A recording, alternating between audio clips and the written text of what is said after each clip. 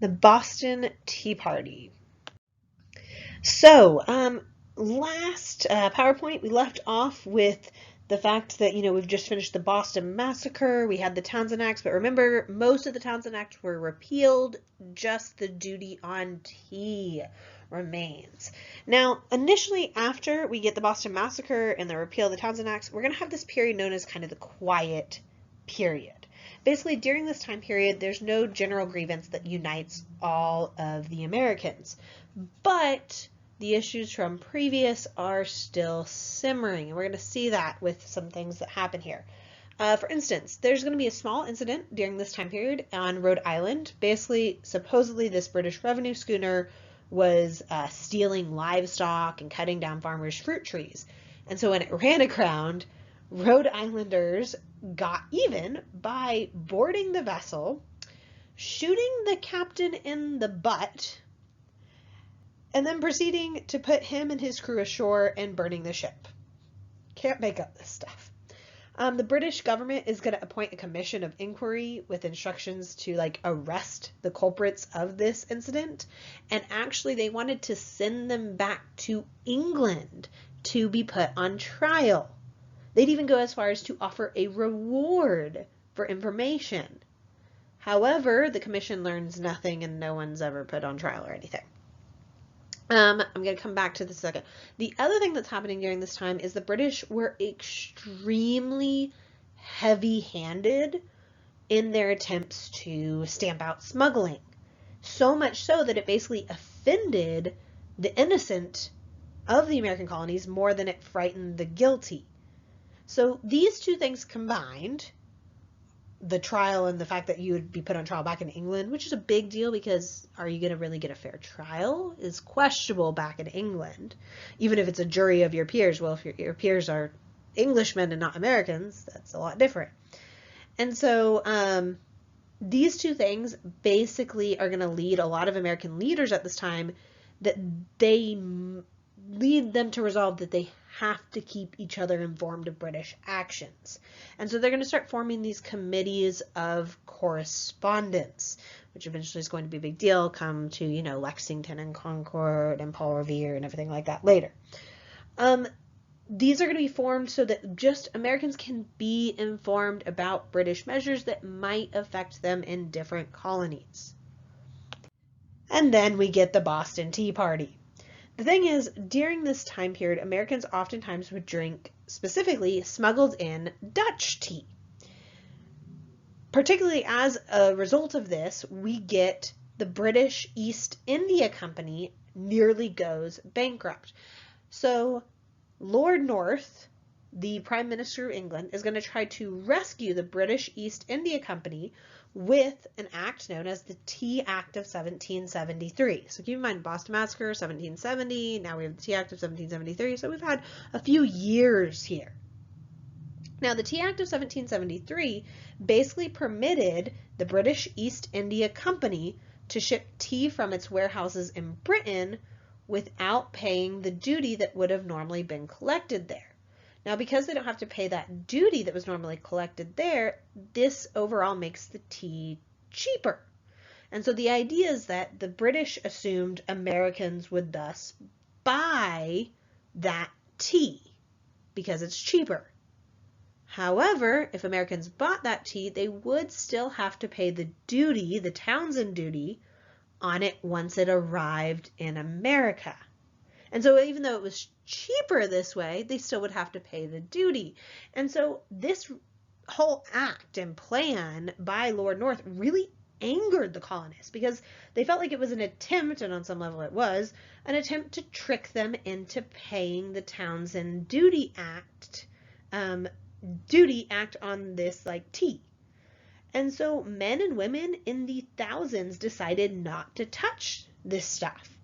You get the Sons of Liberty would act out because of this. In a lot of cities along the American coast, they would, convince captains of these tea ships to return to England without unloading their cargo. That, no, we're not going to buy it. We're not going to let you unload it, because the moment you unload it means basically it's done, it's been delivered, and someone's going to end up having to pay the duty on it. The one exception to this is Governor Hutchinson of Massachusetts is basically determined to have the stuff unloaded, and he would bar the tea ships from leaving. So it's very clear that the tea is going to be unloaded in Boston. So the Sons of Liberty realized they couldn't make them leave, and so they're going to take drastic action instead. Supposedly. Now keep in mind, this is like a story, and so there's a level of, we're not sure the exact details of the setup to this, but supposedly in 1773, Samuel Adams in Boston told a large gathering at a meeting house that they could do nothing more to preserve the liberties of America. And this was apparently some sort of prearranged signal for what comes to be known as the Boston Tea Party.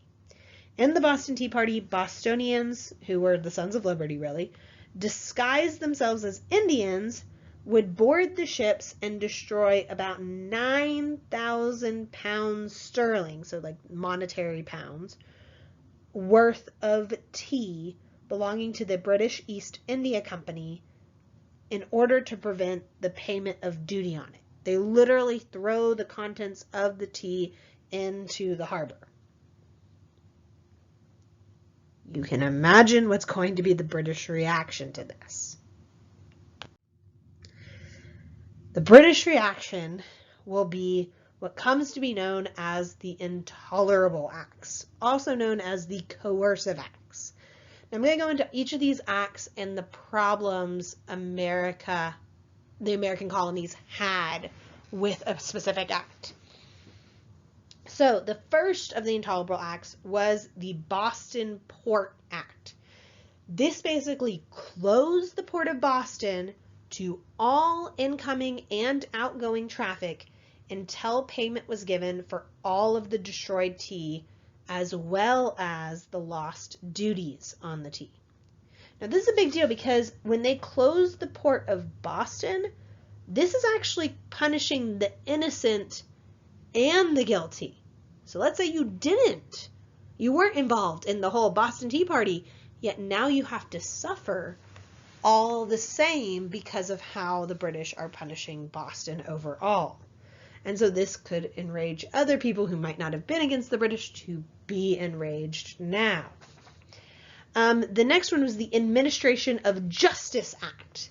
This basically declared that any British official, while performing their duties, if they happened to kill a colonist, they would be put on trial in England rather than in Massachusetts. First of all, huge slap in the face to the whole Boston Massacre trials. Second of all, some would consider this basically the Murder Act. They're like, oh, so now if they're going to be put on trial back in England, there's not going to be real consequences. And so they felt like it was, declaring open season on the American colonists. Now, the third one, the Massachusetts Government Act, I'm going to skip for just a second. I'll come back to it in a second. After this, included in it, but a little bit later, we get the Quartering Act of 1774. This is going to declare that the troops under General Thomas Gage's command are going to be lodged in virtually any uninhabited building. Well, keep in mind now someone has to pay for the upkeep on these uninhabited buildings, and it's making it clear that these troops are here to stay for quite some time, which could be seen as very threatening to the American people.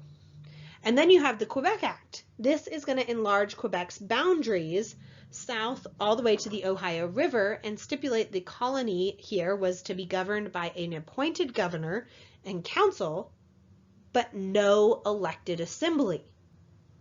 It's also going to provide for the trial of a lot of civil cases without a jury, and it gave the Catholic Church the same privileges that they had enjoyed previously under the French. So first of all, the Quebec Act, by extending Quebec's boundaries, deprives some colonists of their hopes for homesteads, but staying within their own colony. The fact that it appointed a government with no elected assemblies and no jury for civil cases kind of suggests to the American colonies what Britain has in store for them in the future. And then there's just the religious concern here. A lot of Americans, no surprise with the background of persecution, everything like that, a lot of American colonists were basically worried about some sort of papal encroachment and the Catholics coming in and taking over their government, and you've seen how much they were anti-Catholic up until this point. Now we're going to jump back really quick, though, to that Massachusetts Government Act, because this is an act that people don't talk about as much generally, but it's extremely important because it was extremely problematic. What this basically did was modify the colony of Massachusetts charter that had been made in 1691. Now, in the old charter, the legislature had basically elected members to the governor's council. But now in the new version, the crown would appoint all of the governor's council, and they would go on to appoint rather than elect sheriffs, and they could name juries and limit the number of town meetings that were held without a governor's prior approval. So a lot of changes to that, whole colonial charter. And that's a really big deal because this showed the rest of the American colonies that it was a pretty realistic fear that no colonial charter was safe, that they could change the rules basically at any time. And so really, this moment, especially with that Massachusetts Government Act, that they've changed the rules, they've changed the structure of the government,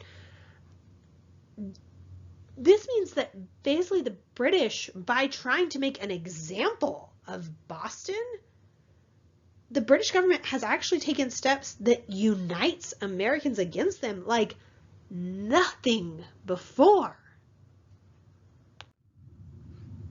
So, thinking about this, what do you think the American colonists' reaction is going to be? What would you do? What do you think they are going to do?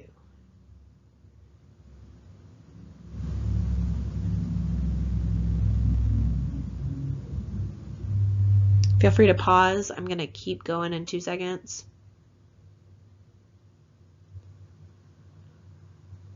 Okay, I'm going to move forward, so pause if you haven't quite written that out. So let's see what they did.